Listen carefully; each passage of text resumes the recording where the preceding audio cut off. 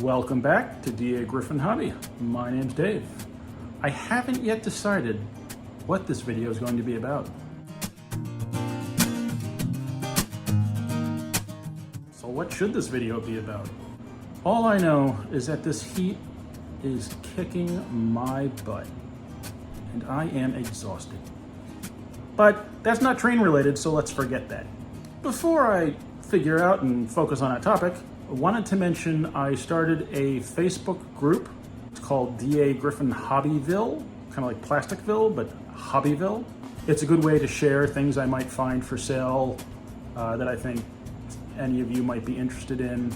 A good place to share tips, tricks, things like that. I mean, there are hundreds of Facebook groups that do similar things, and there's some very good ones. I just think, do my part to help support the hobby. So if you're interested in being part of the group, just look us up and ask to join and we'll let you in. I don't know what I think I'm going to be doing with it, considering I have a hard enough time keeping up with all your amazing comments. And there are a bunch of them at the moment that I really need to respond to. I do read every single one before I give it a heart, because I think it would be dishonest not to. Times get a little behind on answering these comments, and like I said, I love every single one of them. People make some good points, ask some good questions, share some good information. It's great. I don't want to miss out on any of those, but I think the Facebook group would just give us another way to support each other and to grow the hobby. So if you're interested, look us up. If you follow me on Instagram, I put up a video and some pictures of some Williams boxcars. They're all very nice, minimally run. I don't know if they're scale, but they're bigger than the traditional size 64 cars from Lionel. Definitely wider, a little bit taller, but there's some good looking cars.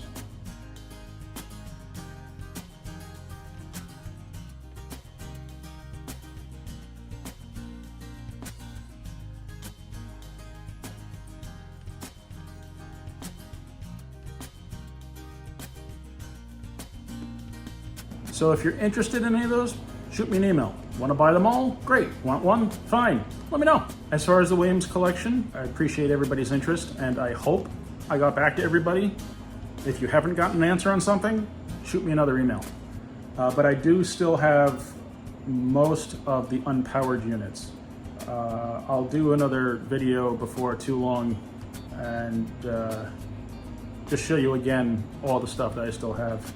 As far as the layout is concerned, I've cleaned it off again.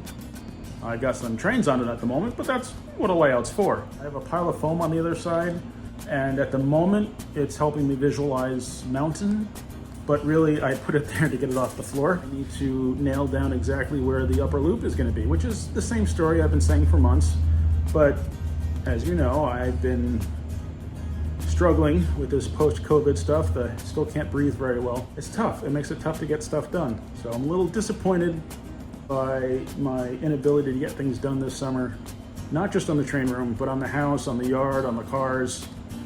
There's always stuff to do, and I just feel like I haven't done anything, which is of course not true. I get plenty done, but you know what I mean. As far as the room is concerned, I've been looking up insulation for the ceiling and the walls. Unfortunately, everything's getting expensive and has been for quite a while, but I do want to do something that will give me some more comfort for the winter. I saw on Facebook a couple days ago somebody was giving away a wood-burning stove. I thought that would have been awesome, but I have not heard back on that, so I think somebody else snatched it up. In addition to the work I want to do on top of the layout, I do want to get under there and work on some of the wiring. The current state of the wiring under the layout is I have a loop, multiple loops of 12 gauge wire that I had left over from wiring my house. The center rail for each of the loops, there's a wire going all the way around the layout underneath, and there's a ground wire going all the way around the layout underneath. And that's worked pretty well. I don't really have any complaints, but I want to kind of get that really set, at least for these two main loops. And I need to work on how the wiring is connected to the transformers, because it's really not good at the moment. Again, I've got the 12 gauge wire just hanging from under the layout right up to the transformers, and if you've ever handled 12 gauge, you know it's quite a bit stiff. That also leads me up to another project I need to work on. I need a control board cart, I'm thinking.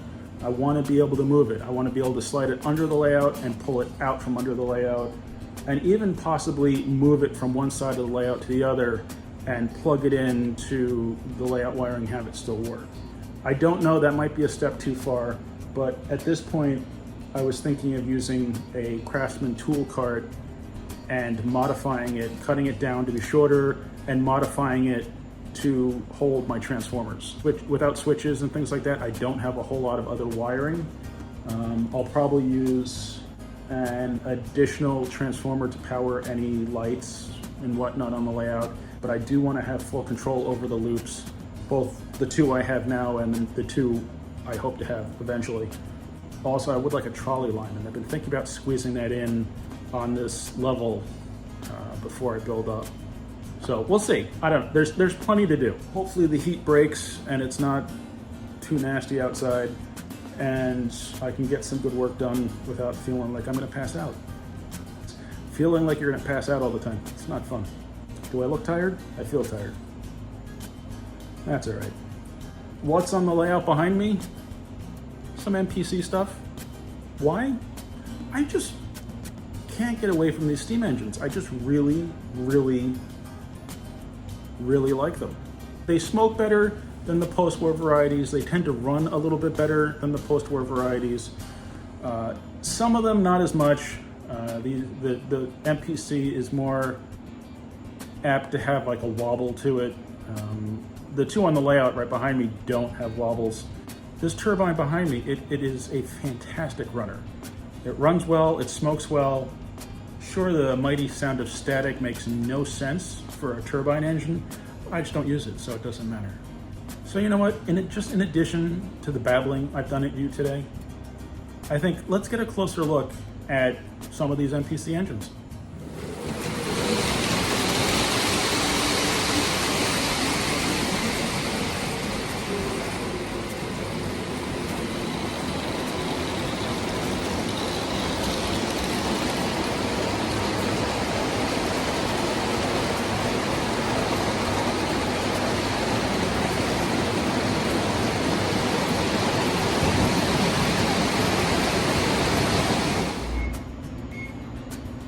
Air conditioning is too loud.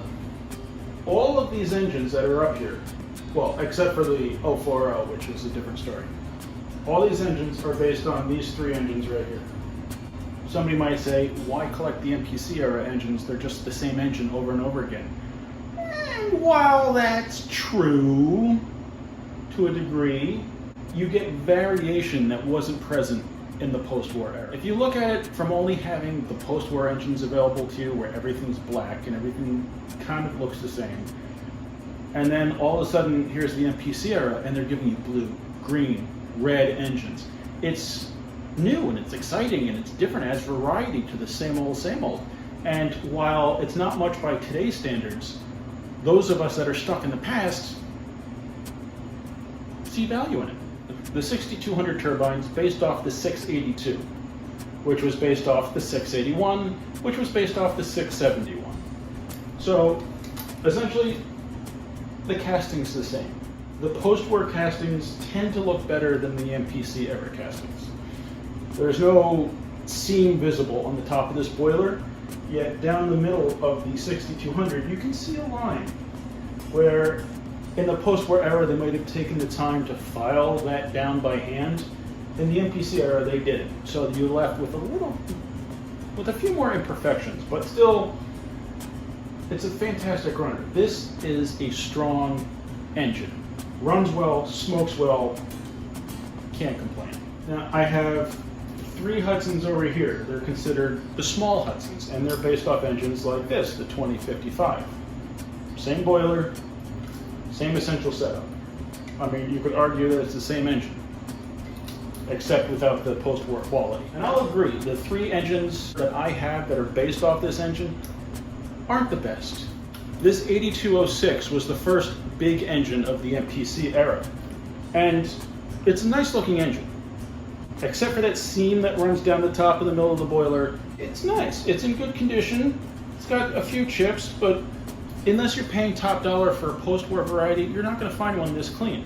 The problem with this engine, and not just this one, but others of the same model, is that there's something going on with the wheels or the axles or the axle bushings, where this engine in particular tends to wobble as it goes down the track. It's a dirty engine. This was the first in the FAR collection, I believe. It's the Atchison, Topeka, and Santa Fe 8900. It's a good looking engine. It's got a nice flat black boiler, red on top of the cab, silver on the smoke box. It looks good. Kind of wish it was an East Coast railroad, but if it really bothers me, I can always re-letter it. But it also has that bit of wobble to it. This is the best example I have, and it's the Chesapeake in Ohio. It runs nice, it pulls strong. It's my favorite of those three engines.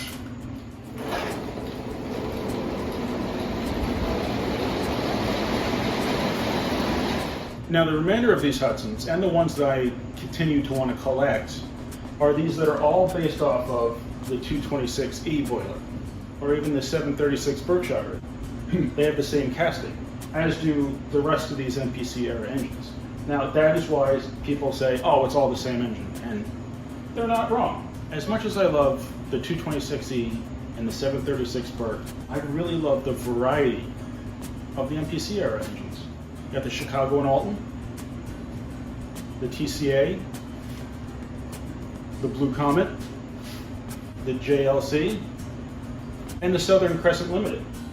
There are certainly other variations of that engine that are available, and I kind of want all of them. Which is silly because they're all the same engine. But it just makes a really neat collection.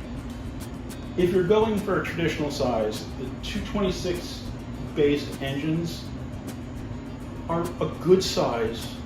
They're hefty, they're strong, they run well, they pull well. Most of these MPC era engines are based off of two post-war boiler molds. The exception would be this baby right here, the 783, based off the post-war 773 and 763 before that, and the 700E before that. I can see why some people wouldn't be interested in the era, but really, this is a fleet of engines I've built for a fraction of chasing down good quality post-war examples. All this stuff probably costs less than finding a 1950 version of the 763. So I'll take this whole collection over an original post-war one of these. Would it be neat to have? Sure, but I'd rather have all these.